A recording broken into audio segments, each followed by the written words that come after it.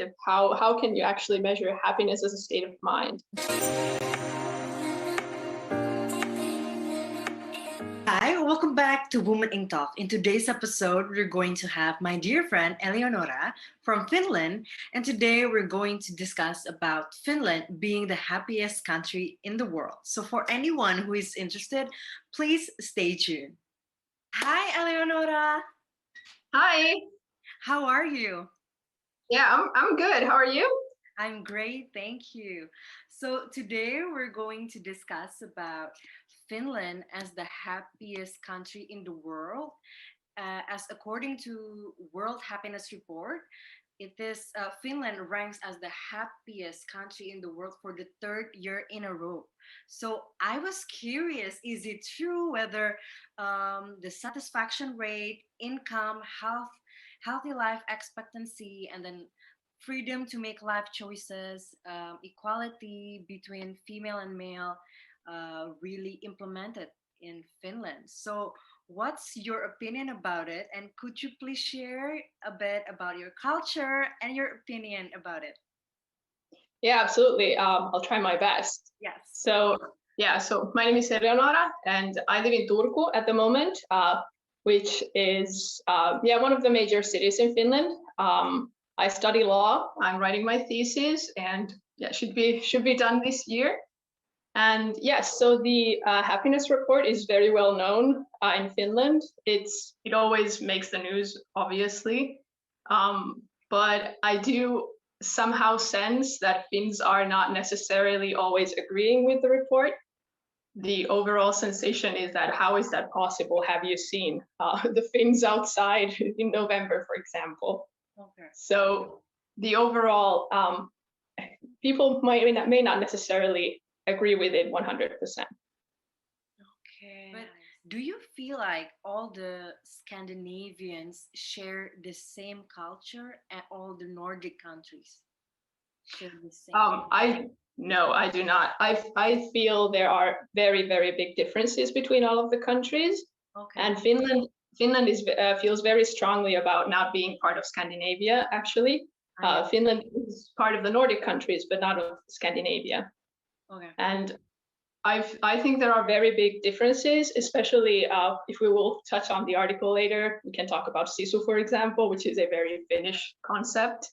But yes, there are big differences, and a stereotype maybe is that Finns are more grumpy, more, for example, how we celebrate Christmas is very serious. We take our Independence Day very serious. As opposed to, for example, Sweden, where it's a happy festivity and everyone is celebrating in a positive way, if you will. Okay, so what do you mean by like serious? Like there is a ritual ceremony like that? Yes, if we take Independence Day, for example, yes. It is a very serious event. It usually starts with during the day, the Finns watch this movie, which is called Tuntematon sotilas, and it is based on the Second World War, obviously. And we watch this movie. It lasts hours and hours. It is a very long affair. And obviously, we do have some traditional foods which we consume, but it's very serious and very ritualistic, maybe, if you will. And it's very, reminiscing about the war and how we gained our independence. Okay, I see. So could you tell us a bit about sisu? As what I have researched, it means inner grief, according to Finns. So could you elaborate more about sisu? Yes, I don't know if there is actually a word for it in any other language as a translation for it. But yes, it means like inner willpower or willingness to overcome obstacles. Okay. And I think it's in Finland, I think it's more connected to our national identity. It is very strongly, if we think about Independence Day, for example, it's something that we think of when we celebrate. It's very strongly connected to the war, which is a very defining moment for the Finnish identity. And so sisu also means this, like a small country overcoming these obstacles and gaining independence, for example.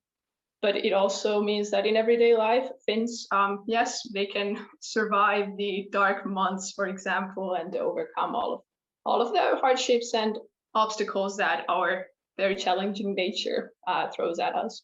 Yes, there was a study recently that stated something along the lines that Finns work from home during their free time more than other countries in the European Union.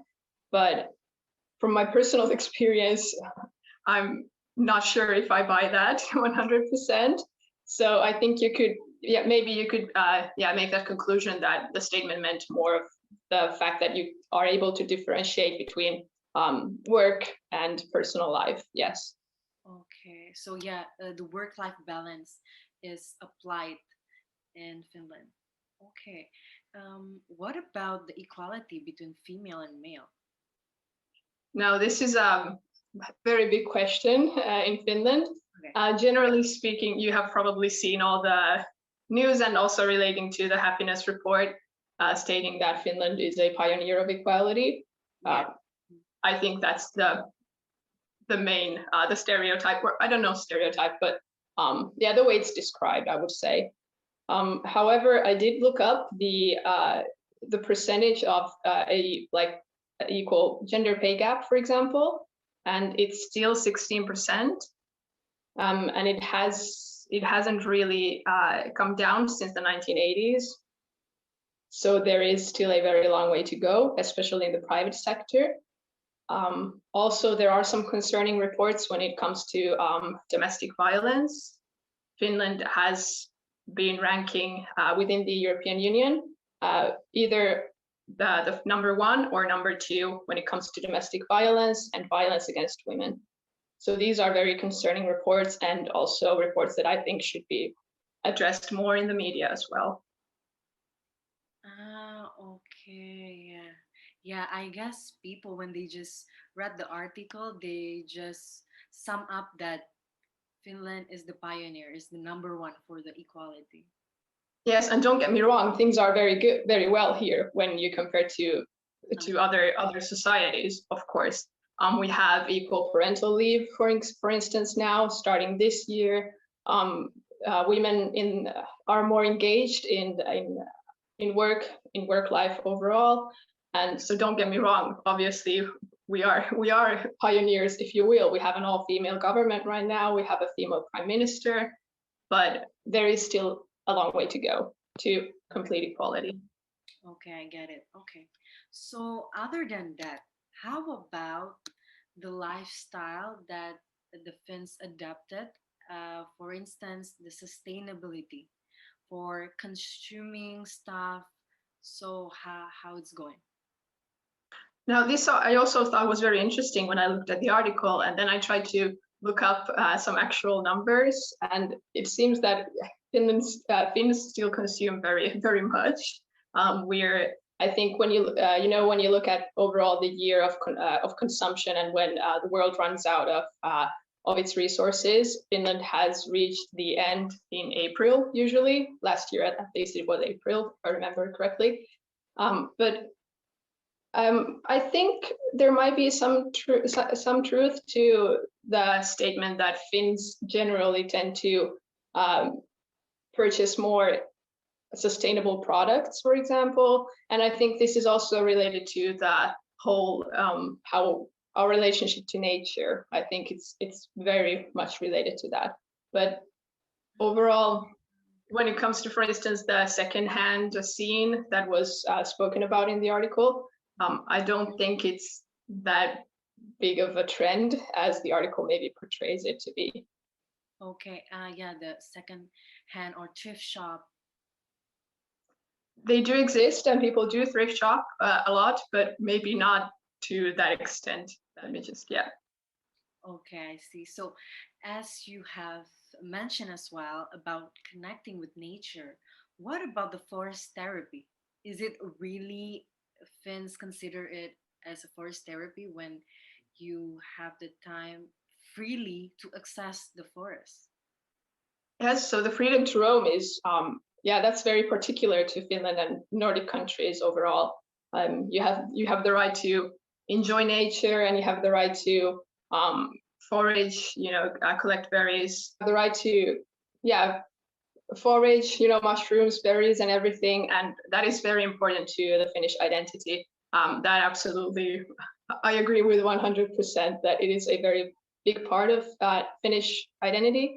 And also now when it comes to the pandemic, there has been a huge rise in access to national parks and hiking, and it's always been very trendy in Finland, but now more than ever.